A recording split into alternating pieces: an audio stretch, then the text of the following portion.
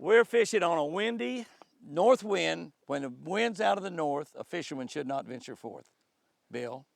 But we're going to venture forth. I got my buddy Bill Epeards. Bill's been a friend of mine for lots and lots and lots of years. We have actually been all over the world hunting and fishing. Bill doesn't even fish hardly. No, I'm no fisherman, believe me. Bill is a hunter. He is a 6-time national champion, 1-time world champion bow shooter. That's right, bow shooter. He is absolutely outstanding. I've hunted with him in Africa, hunted with him in Oklahoma, hunted with him in Ohio, Texas. Really, we've hunted all over the nation and internationally as well. And he's a great hunter, but as far as target shooting, absolutely as good as it comes, And those tournaments, Bill, come down to usually sometimes just maybe 1 or 2 shots. Maybe the 1 or 2 last shots were for winning and losing. So winning 6 of them was remarkable. We'll talk about that a little bit more while we're fishing. But thanks for coming fishing with me today. Thank you for having me. We're going to have a beautiful day. It's in the 60s, low 60s. It's not going to get above about 64, 65. But we have sunshine, which makes it really warm. We got a north wind, which makes it cold. We might catch them on a crankbait. I've got American Original Deep Smoothie tied on my Jimmy Houston rod right there.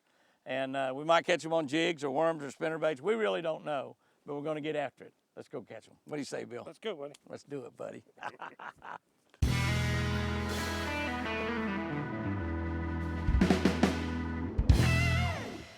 There's one. Come here, baby.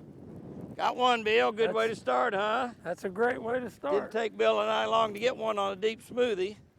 We're going to try to crankbait a little bit out here today. That's not a giant. Whoa, he thinks he's good. It's a good way to start.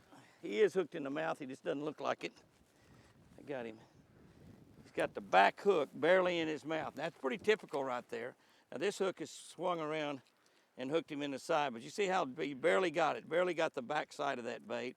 That's pretty typical of after a cold front like Bill and I are fishing today, but that's a great start right there. Oh, that's a great start. I don't know if we catch any real big fish today, but generally what happens on a situation like this, when you have a north wind blowing, generally what happens is you have a harder time catching fish because they won't move quite as far to get the bait. So we'll probably be fishing and slowing these crankbaits down, stop and go, but you usually catch bigger fish right after a front. So we'll see what happens. Beautiful color. Good way to start. Yes, sir. A little better fish there, Jimmy.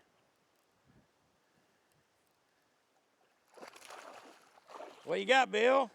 Well, I got me a little one here, Jimmy. A little better. The same size or bigger? It sounds pretty good. A little bigger. Sounds pretty good to me. Yeah, he's pretty good bass. I knew you was going to score a big one back there in a minute. You just have to, don't wind him all the way up. Don't wind him all the way up. Okay. Leave about 3 foot out when you wind him in.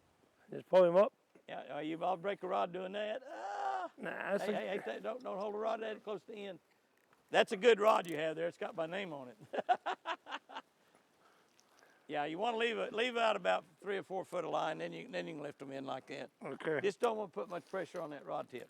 Okay. That's a good fish. He had the very end hook too, didn't he? Oh yeah. Yep. I'll be dang. They're liking that end. Here I've got throwing a spinnerbait. I threw a spinnerbait and that end didn't get a bite. Here I am throwing it and you're catching them on a crankbait. I think a crankbait. Yeah, we're going to get, oh, I got one to hit my spinnerbait right on that point. He come back and got it.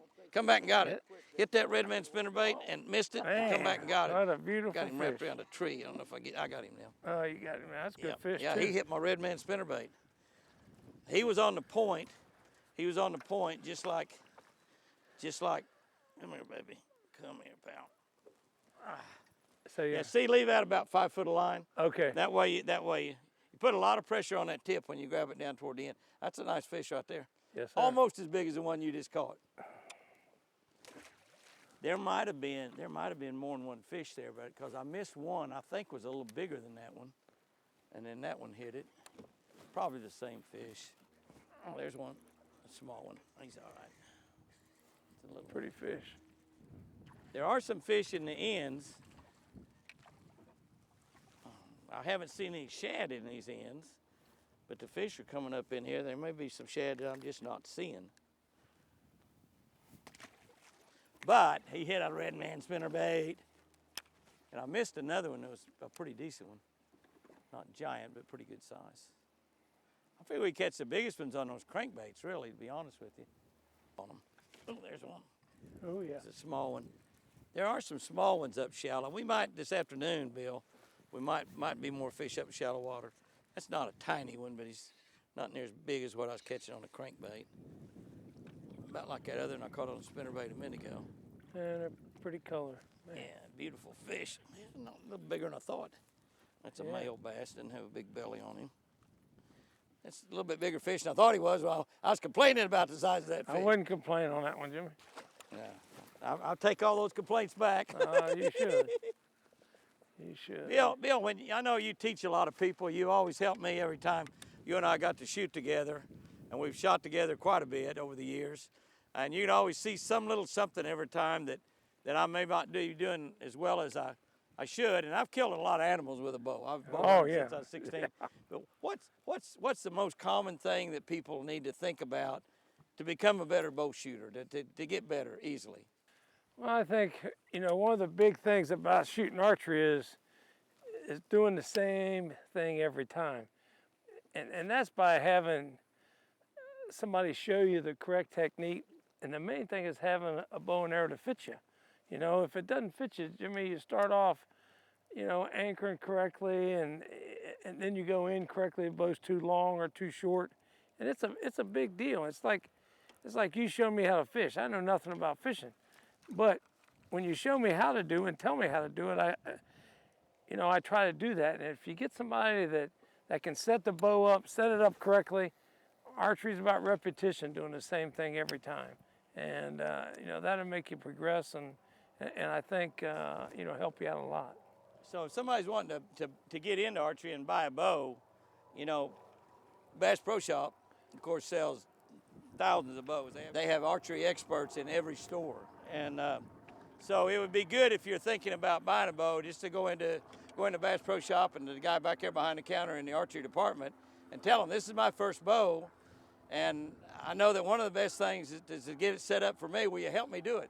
And they'll do it, obviously. So do that rather than just go start picking out bows and buying a pretty one, or whatever, buying one that you saw advertised on whatever you saw it advertised on. But to ask that guy and tell him, and so then they'll check your draw rank and get that bow set up for you. And that's their best thing to do in getting involved in archery. One thing about Bass Pro is that every year they have the Fall Classic. And as you well know, you've attended many of the Spring Classics of fishing. Well, they have the Fall Classic. When you have guys who's been with archery companies like me, I've been with PSE 46 years, we go into the Bass Pro and set up the bows for them and show them. A lot of these guys think they have to shoot a heavyweight bow like 70 and 75 pounds, and you don't need that. You want to be able to shoot the bow, not let the bow shoot you. And you want to control it. And a lot of guys think that this heavy poundage, and you don't need it. You don't need that anymore. That was another one of my questions, Bill. Is that we shot 70-pound bows for a lot forever. I mean, correct. Part of it was that's a macho deal. Everybody's shooting 70-pound, and I've killed a lot of animals with 70-pound. But the problem that I have, particularly as I got a little bit older, with 70 pounds, I can shoot it fine out in the woods. Sometimes when it was real cold and you're really cold, I couldn't pull it. I'd be in a tree stand and getting ready to make a shot, and I actually couldn't physically pull the bow back. And I think, oh my gosh. Now, it warmed up a little bit, I pull it just fine. First time it happened, I thought something was wrong with me. But the big deal is, with a 70-pound bow, I can't practice very long. I shoot 10 or 15 arrows, and I begin to get, I pull it back, I have to strain a little bit, and so it hurts my practice. And now I've got my bow dialed all the way down to 53 pounds, and could go even lower, 53 pounds, and it still kills just like it's always killed. And that's a really big thing. As you get older, and these younger guys now who it's a macho thing for them, but when they get older, they're going to understand your body takes a big beating in your shoulders, your rotator cuff, and all these bows, and I don't care what brand it is, they all make excellent bows. And right now, I'm shooting 58 pounds at these whitetails. And Jimmy, I've killed over 55 different species of critters with bow and arrow sets. And I've only had, the time in Africa, I was shooting an elephant. I shot the elephant at 120 pounds. You don't need that anymore. You can shoot an elephant right now with the equipment, the broadheads, the arrows.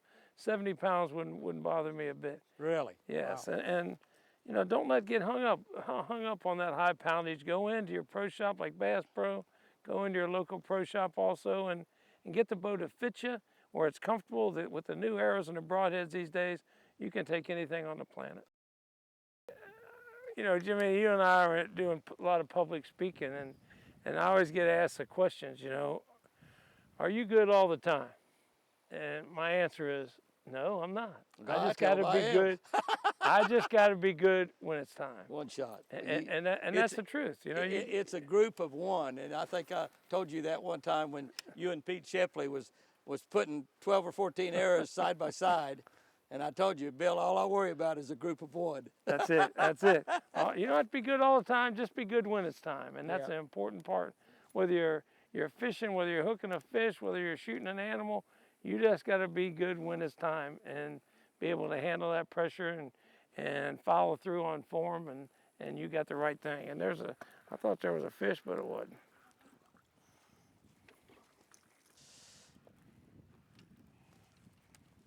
That might get that little tiny one. We might not show that little tiny one if you can catch a few more like that. All right, that's far enough. Now you can lift him in. Lift him in? Just lift him in. There you go. Okay. There you go, just like that. Wouldn't hurt to have about another foot of line out. Now that fish hit the front of the bait. You see that? Yep. Where the hook's in the front of his mouth. That means he hit the front of the bait, which means that he's actually biting a little bit better than those I caught earlier this morning and the ones Hold on, big fella. I'm trying to help you, but I don't want you to hook me in the meantime.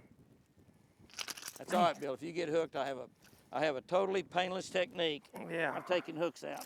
I heard that I've taken before. a lot of them out of a lot of people. I never felt a thing. I don't want the same. Totally painless. Okay. I don't want to have to take one out of you, but I'm just telling you I got it can now. if I have to. Don't be biting me, old buddy. Don't be biting me, old buddy. I'm trying to help you out here. I'm trying to help you out. You got a mouthful of hooks. Need those pliers? I'm gonna have to. Needle nose? Get that needle nose. I got it now, I think. Yeah, I got it now. There you go. There you go, big fella. Yeah, that's a good one. That's a good one. I'm waiting for a big one to grab one of these crankbaits. You know, I thought we might catch a a big pretty one one. today. I bet we do before the day's over. There you go. Ooh, finally caught another one, Bill. That's good. Oh, Not yeah. a big one, but a fish. All right, there's a fish. I'm sitting down being like Bill Dance, sitting there throwing that crankbait. We hadn't had a bite in an hour and a half. Pretty good little fish, though. Oh, nice Oh, fish. yeah. Nothing wrong with that fish at all. Nothing wrong with that big one. Now, see, he's got the front hook in his mouth. As you know, it's amazing. This morning, when they were really biting a little bit, they were all just getting the back hook, which tells you they're just grabbing the back of it. Now we're getting the front hook, so they're hitting the front of it like they're supposed to. But that's a nice fish right there. Nothing wrong with that. Bill and I just haven't caught any big ones, but we caught quite a few fish to have the north wind blowing. You can see it's still blowing. The Yep. north wind's still blowing. The sun's getting down kind of close to the edge of the mountains there. And we haven't had a bite in a long time. It's like I told Bill a minute ago, I think they just almost quit biting. But, you know, you just keep fishing, you keep trying, and on these days when that wind blows from the north, there's a reason that rhyme says that a fisherman should not venture forth. When the wind's from the east, the fish bite the least. When the wind's from the west, the fish bite the best. When the wind's from the south, blows the bait in the fish's mouth. When the wind's from the north, a fisherman should not venture forth. We ventured anyway, Bill. We did. Really had a good day. We really had a good day. We had a great day. You've done great with that casting reel too, buddy. We had a great day. You look like a pro back there. Didn't even hang a tree but once or twice all day long. That's good. You told me to get close. You didn't say how close. So I just got a little too close. I'm going to catch another one here in a minute. I got a feeling. Oh, there he is, there he is, there he is, there he is. He hit right out here by the boat. Pretty nice feeling fish right there too. Yeah, that looks good. Getting a few bites right here before dark. That's a nice one. That might be the big one of the day right there. Good. Barely hooked. I'm talking about barely hooked. Barely hooked. Sometimes you can let them turn sideways and they'll get the other hooks in them because he's just barely hooked. I might lose this fish. I'm going to try to swing him. Ready? Here we go. Oh, yeah. Yeah. That's a nice fish. Oh, that's That's about biggest the of size the of that day. biggest one we caught this morning. Yeah, that's a good I fish. thought he was even bigger than that. Look at there. What'd I say? Barely Just hooked. biting the end of it. That's why I lost two in a row. One of them got in the grass. He felt like a good one too. Out here on this point. We caught some this morning off of points, and now this evening they're off of points. That's pretty.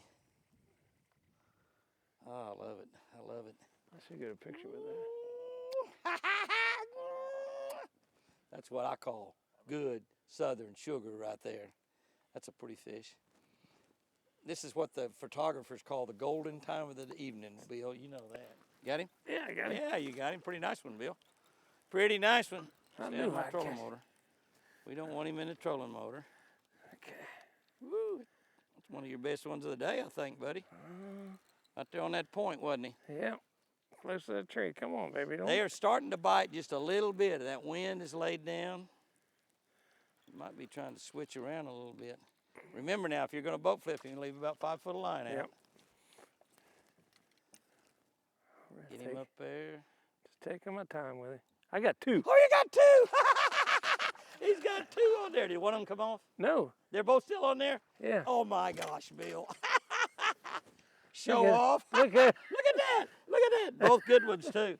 Both good ones. Hey, Here, hang on, hang on. I ain't doing nothing.